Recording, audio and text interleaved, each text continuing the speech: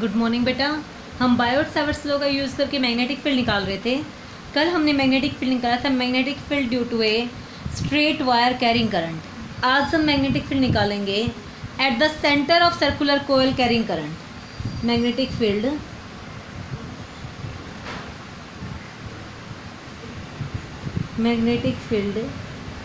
Eight the centre of circular coil carrying current.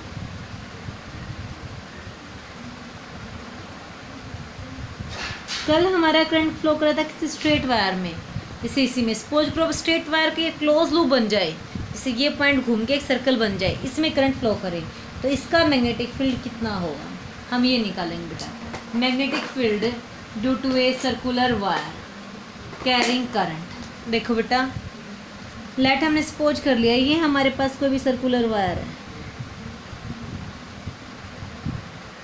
ये हमारे पास क्या है, कोई भी सर्कुलर वायर है। क्लियर? इसमें आई करंट क्या कर रहा है, फ्लो कर रहा है।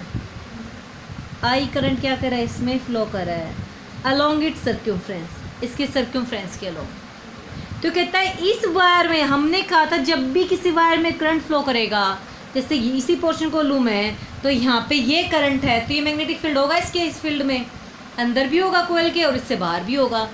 सिमिलरली वो करंट फ्लो करता हुआ यहाँ पे गया, टॉप पे गया तो ये मैग्नेटिक फील्ड होगा, उसके अंदर भी होगा और उसके बाहर भी होगा। जैसे ये पोर्शन बन गया, अब वो घूमता हुआ यहाँ आया, जैसे डाउन पीछे की तरफ करंट आया है तो हमारे पास करंट की, अब ये करंट है तो मैग्नेटिक फील्ड होगा भाई, अब भी तो मैग्नेटिक फील्ड होगा, अभी इस तरह से होगा, बाहर की तरफ से अपवर्ड, अंदर की तरफ से क्या होगा, डाउनवर्ड। तो कहता है एक तरह से इसके प्लेन में हर एक पॉइंट पे क्या मैग्नेटिक फील्ड है due to this current carrying wire. हमें उस बी की वैल्यू निकालनी बेटा एट इट्स सेंटर। हमें कहाँ पे निकालना, magnetic field eight its centre. हमें सेंटर पे मैग्नेटिक फील्ड निकालना है, यही पॉइंट इंपॉर्टेंट है। वो मैग्नेटिक फील्ड तो हर एक पॉइंट पे, यहाँ पे भी है, यहाँ पे भी है, यहाँ पे भी है, यहाँ पे भी है, यहाँ पे भी है। हमें कहाँ पे कैलकुलेट करना, वो इसके सेंटर पे कैलकुलेट करना है। क्लियर? तो देखो एक बार हम चेक करते हैं कि सेंटर पे पूरे कोयल के कारण मैग्नेटिक फील्ड की डायरेक्शन सेम है या नहीं है। देखो बेटा एक बार, अगर मैंने ये छोटा सा एलिमेंट कंसिडर किया, ये मेरा करंट की डायरेक्शन हो गई, तो देखो सेंटर की तरफ मैग्नेटिक फील्ड क्या, इनवर्ड। अब वही मैंने यहाँ पे लिया, ये मेरा मैग्नेटिक फील्ड है अपवर्ड, इधर करंट जा रहा है, तो देखो एक बार सेंटर की तरफ फिंगर्स कर करके क्या होंगी, अंदर जाएंगी, फिर से क्या मैग्नेटिक फील्ड इनवर्ड। अगर मैं यहाँ की बात करूँ टॉप की, तो देखो एक बार मैग्नेटिक फील्ड क्या होगा हमारे पास, इनवर्ड होगा, यही तो है हमारे पास थंब के अलोंग। तो अगर करंट अब पड़ गया तो देखो बाहर से घूमते हुए आई, जैसे ये पोर्शन आ गया ना हमारे पास थंब के करंट के अलोंग, तो बाहर से घूमता है तो सेंटर पे फिर से क्या होगा, इनवर्ड। यानी कि सेंटर पे पूरी कोयल के छोटे छोटे करंट एलिमेंट्स के कारण मैग्नेटिक फील्ड क्या होगा बेटा, इनवर्ड होगा, उसके सेंटर की तरफ होगा। क्लियर? हमें अब इसकी अमाउंट, इसका मैग्नीट्यूड निकालना है कि कितना मैग्नेटिक फील्ड होगा। अब हम बेटा निकालेंगे सेंटर ओ के ऊपर इसका मैग्नेटिक फील्ड। देखो भाई, अकॉर्डिंग टू बायोट-सावर्ट्स लॉ, हम उस करंट कैरिंग वायर का छोटा सा करंट एलिमेंट कंसिडर करते हैं। ये करंट फ्लो कर रहा है, ये हमने इसका छोटा सा एलिमेंट कंसिडर कर लिया डीएल। कितना कंसिडर कर लिया, DL.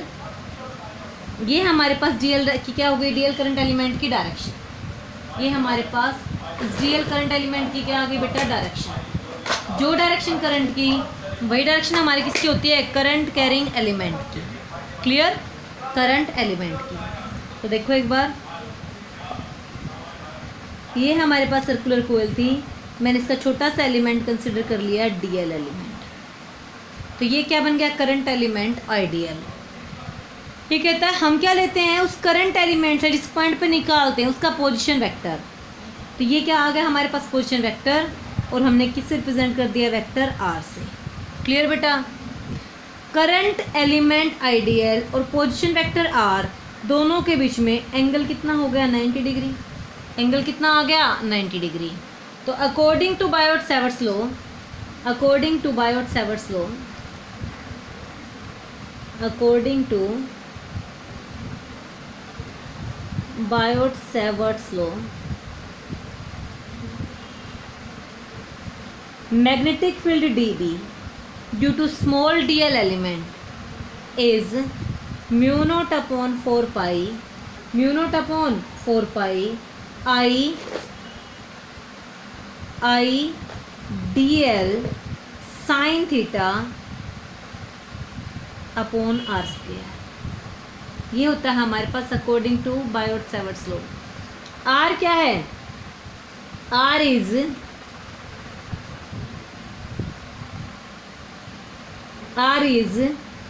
position vector of that point at which magnetic field is calculated from current element. R is position vector of O from current element.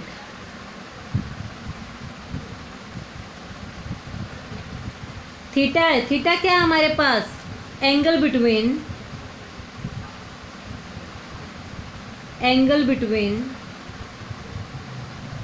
Current element and position vector.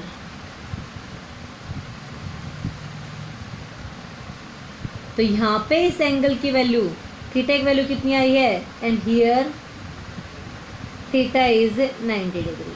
Theta कितना आ गया बेटा हमारे पास? 90 degree. तो क्या आ गया हमारे पास? dB एंड साइन 90 कितना होता है? 1।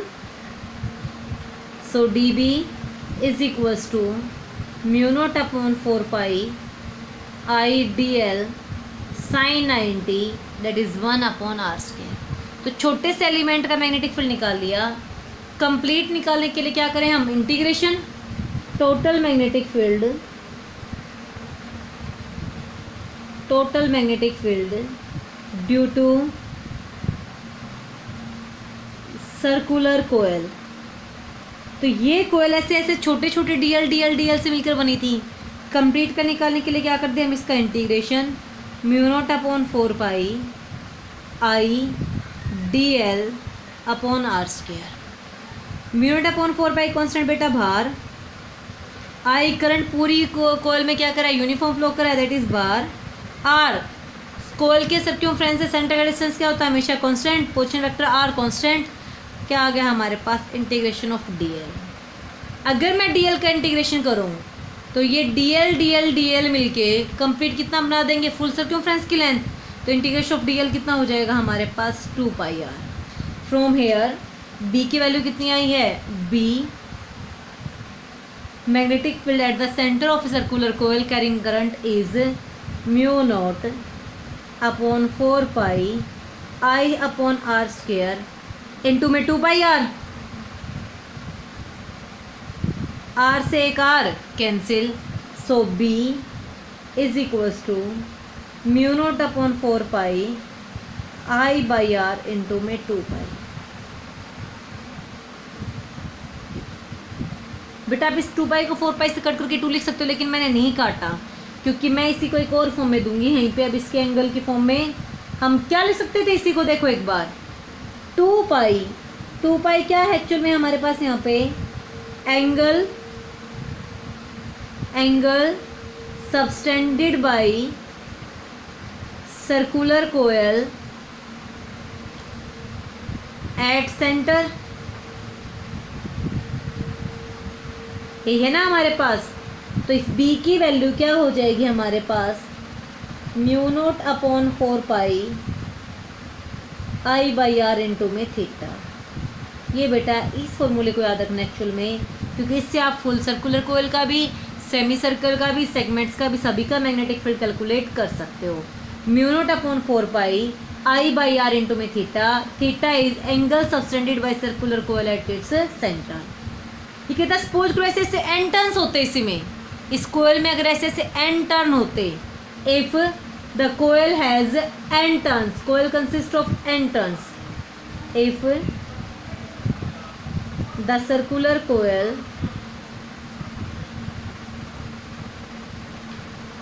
कंसिस्ट ऑफ एन टर्न्स, अगर कोयल के अंदर ऐसे ऐसे एन टर्न होते, तो ये किसका है? एक टर्न का है। ऐसे ऐसे एन टर्न होता है, एन टाइम्स क्या करवा देंगे? मल्टीप्लाई।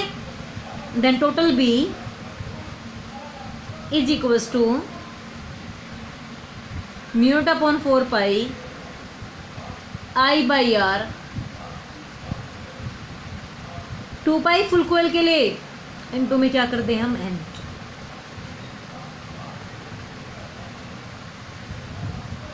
ये क्या आ गया बेटा हमारे पास magnetic field at the centre of circular coil carrying current. Clear बेटा। अब यहीं पे आपको थीटा के अलग अलग वो बताऊंगी कि कैसे कैसे कैसे हम सोल्व करेंगे। देखो बेटा कुछ स्पेशल फीचर्स हैं इसकी। डायरेक्शन एक बार और डिस्कस कर लेते हैं। डायरेक्शन ऑफ मैग्नेटिक फील्ड,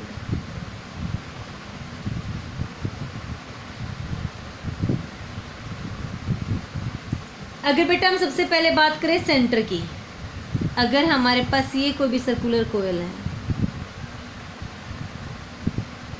ठीक है बेटा, और हम बात करें इसके सेंटर पे मैग डायरेक्शन, तो कहता है वही राइट हैंड थंब रूल लगेगा दोनों। अब आपने देखा था हमने जब राइट हैंड थंब रूल लगाया तो हमने कहा था कर्ल ऑफ फिंगर्स के अलोंग हमारा करंट है, कर्ल ऑफ फिंगर्स के अलोंग हमारा क्या है करंट, तो थंब के अलोंग क्या होगा हमारा मैग्नेटिक फील्ड, या कर्ल ऑफ फिंगर्स के अलोंग हमारा क्या करंट, तो थंब के अलोंग क्या होगा हमारा मैग्नेटिक फील्ड।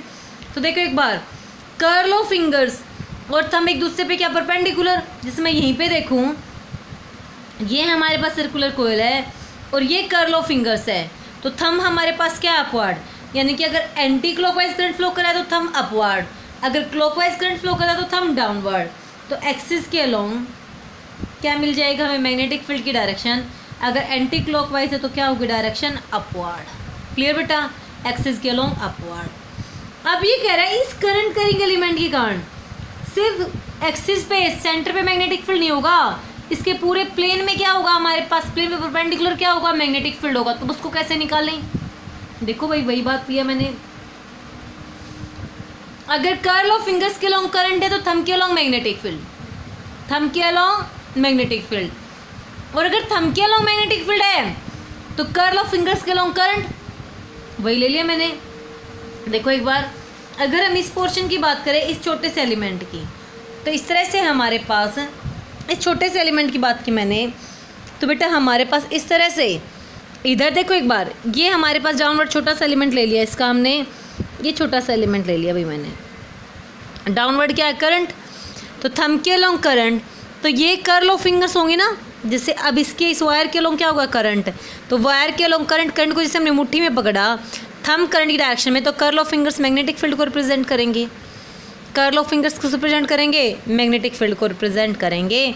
तो एक तरह से इधर से तो फिंगर्स क्या हो रही हैं डाउनवर्ड जा रही हैं हमारे पास, और इधर से क्या हो रही हैं अपवर्ड, तो इसके भी चारों तरफ सर्कुलर फॉर्म में मैग्नेटिक फील्ड क्या हो जाएगा इंड्यूस, यहाँ पे क्या होंगे वो डाउनवर्ड, और यहाँ पे हमारे पास क्या हो जाएगा अपवर्ड। क्लियर।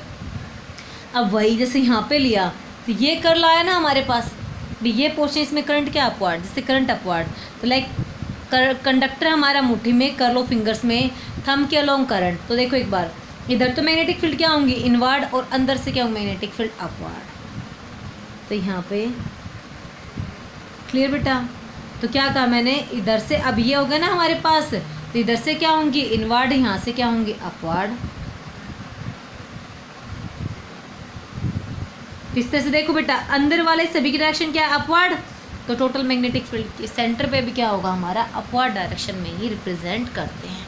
तो किसने बताया हमें डायरेक्शन सेंटर के ऊपर निकालने करंट कैरिंग कोयल के कारण, तो राइट हैंड थंब रूल के according if curl of fingers along the direction of sense of current then magnetic field is along the thumb, तो मैग्नेटिक फील्ड किसके अलोंग आ जाएगा आपका थंब के अलोंग आ जाएगा। क्लियर।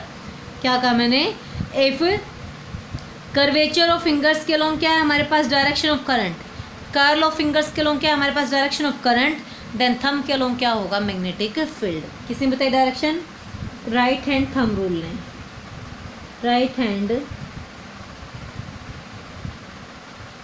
थंब रूल ने according to it if curl of fingers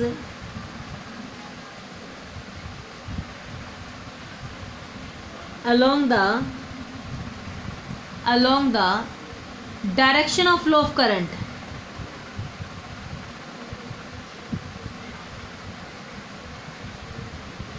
direction of flow of current,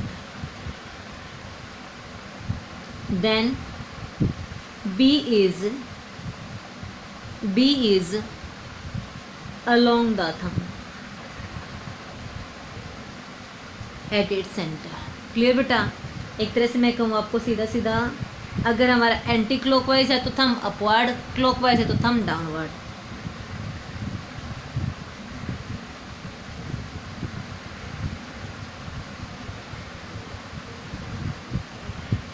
clear बेटा? क्लॉकवाइज के थंब अपवर्ड, यानी कि किससे प्रेजेंट करेंगे हम, बी को डॉट से, और क्लॉकवाइज के लिए हम किससे प्रेजेंट कर देंगे बेटा, क्रॉस से, इनवर्ड मैग्नेटिक फील्ड। क्लियर? ये था हमारे पास डायरेक्शन ऑफ मैग्नेटिक फील्ड। अब उस थीटा के वेरियस केसेस करते, जो मैंने कहा था ना, मैग्नेटिक फील्ड कितना है, mu naught upon 4 pi I by R into में थीटा। हम उस थीटा के वेरियस केसेस करते हैं कि उसकी अलग अलग कंडीशंस क्या हो सकती हैं। तो क्या कहा मैंने, किसी भी सर्कुलर कोयल के कारण the magnetic field at the centre of current carrying coil, magnetic field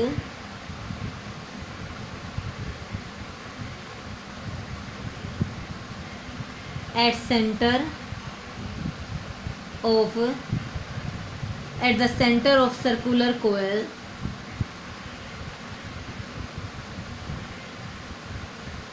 having current। देखो बेटा इसके वेरियस केसेस हैं। फर्स्ट केस अगर हमारे पास, तो मैंने क्या कहा, कोई भी आर्क के लिए लिया मैंने,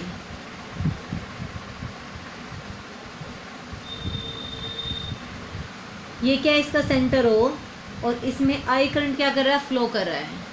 रेडियस कितनी है इसकी, आर। एंगल कितना बनाया है इसने, theta. Then magnetic field B is equals to mu naught upon 4 pi I by R into में थीटा।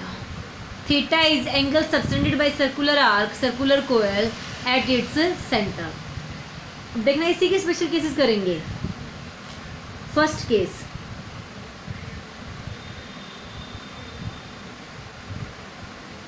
कंप्लीट सर्कुलर कोयल है, कहाँ पे मैग्नेटिक फील्ड निकालना है हमें, ओ पे। तो अब इस सर्कुलर कोयल का एंगल थीटा ऑफ कंप्लीट कोयल के कारण कितना होगा, 2 पाई। तो बी की वैल्यू कितनी आ जाएगी हमारे पास, mu naught upon 4 pi I by R into में थीटा की जगह पे 2 पाई। अगर यही फॉर सेमी सर्कल, ये था फॉर सर्कुलर आर्क,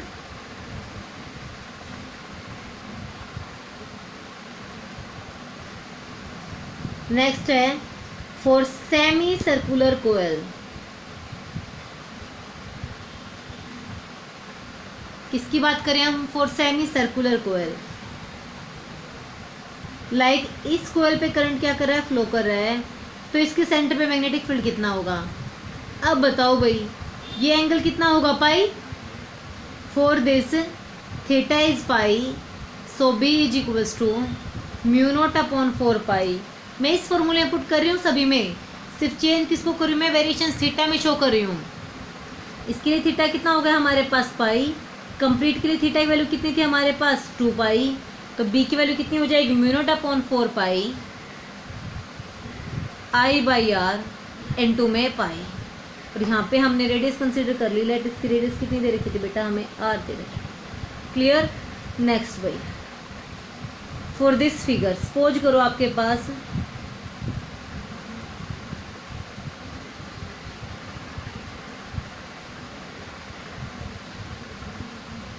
इस सर्कुलर पार्ट के लिए मैग्नेटिक फील्ड निकालना है। तो थीटा कितना हो गया हमारे पास, 90। Theta is 90, that is pi by 2।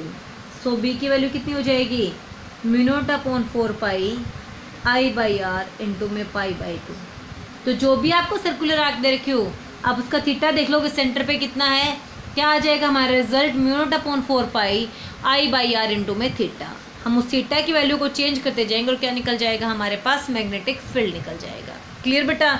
इस तरह से आप किसी भी सर्कुलर आर्क के कारण मैग्नेटिक फील्ड को कैलकुलेट कर सकते हो।